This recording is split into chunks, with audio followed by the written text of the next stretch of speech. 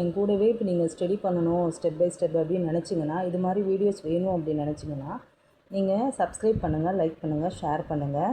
நம்ம லாஸ்ட்டாக போட்ட வீடியோவில் வந்து பூம்புகாரை பற்றி பார்த்தோம். நெக்ஸ்ட் இப்போ மதுரை வந்து இப்போ 6th term 1 சோஷியல், அதாவது ஹிஸ்ட்ரியில் 4th லெசன், அதாவது அலகு 4ல் இருக்குது. இப்போ நம்ம இந்த மதுரையை பற்றி பார்த்தாலே, மதுரைனாலே நமக்கு ஞாபகம் வரதே கண்ணகி தான் இல்லையா? இது பழமையான நகரம்.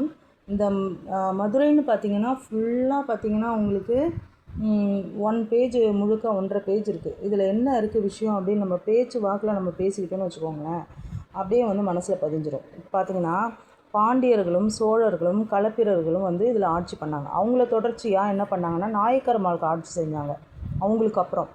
அதனால தான் இந்த பண்பாட்டு கலப்பு நிகழ்ந்து தான் வணிகம் வந்து செலுத்துது. எப்படி வந்து பூம்புகாரில் வந்து முத்து, பவழம், மிளகு இதெல்லாம் வந்து தங்கம் இதெல்லாம் ஏற்றுமதி இறக்குமதிலாம் பண்ணாங்களோ, அதே போல் தான் இங்கேயும் வந்து வணிகம் நடந்திருக்கு. யார் கூட நடந்திருக்கு அதான் இங்கே பார்க்கணும். இப்போ யார் கூட நடந்திருக்கு அப்படின்னு பார்த்தீங்கன்னா, இஸ்ரேல் அரசர் சாலமோன் அவர்கிட்டேருந்து முத்துக்களை வந்து உவரி என்னும் இடத்துலேருந்து இறக்குமதி செஞ்சுருக்காங்க. பாண்டியர் துறைமுகத்தை கொற்கைக்கு அருகில் உவரி உள்ளது அப்படின்னு சொல்கிறாங்க. உவரினா முத்து அங்கே தான் இருக்குது அப்படின்றாங்க. ரோமானிய நாணயங்கள் வந்து தயாரிக்கும் தொழிற்சாலை இருந்திருக்கு பாண்டியர் ஆட்சியில் மதுரையில் அப்படின்னு சொல்லியிருக்காங்க.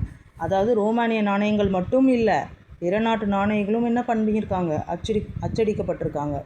மதுரையின் புகழுக்கு ஒரு சான்றாகும். இந்த நாணயங்கள் வந்து அச்சடிக்கப்பட்டதுனாலேயே ஒரு புகழ்பெற்ற நகரம் அப்படின்னுட்டு சொல்லலாம். கிரேக்க வரலாற்றாசிரியர் மெகஸ்தனிஸ் வந்து அவரோட மதுரை பற்றிய தகவலை மௌரிய வம்ச அரசனான சந்திரகுப்தரின் அமைச்சரான சாணக்கியர் மதுரையை பற்றி தனது அர்த்த சாஸ்திரத்தில் குறிப்பிட்டுள்ளாராம். புகழ்பெற்ற கிரேக்க வரலாற்றாசிரியர் மெகஸ்தனிஸின் குறிப்புகளை மதுரையை பற்றிய தகவல்கள்லாம் உண்டு.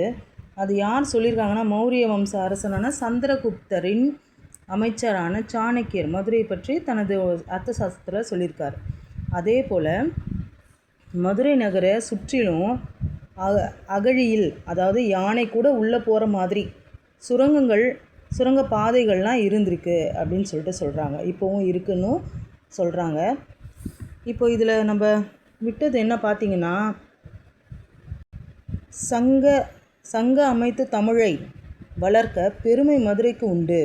கடைச்சங்க காலத்தில் தமிழ் பணி செய்த புலவர்கள் 49 பேருங்க. இங்கே கார்னரில் கொடுத்துருக்காங்க பாருங்கள். சரிங்க.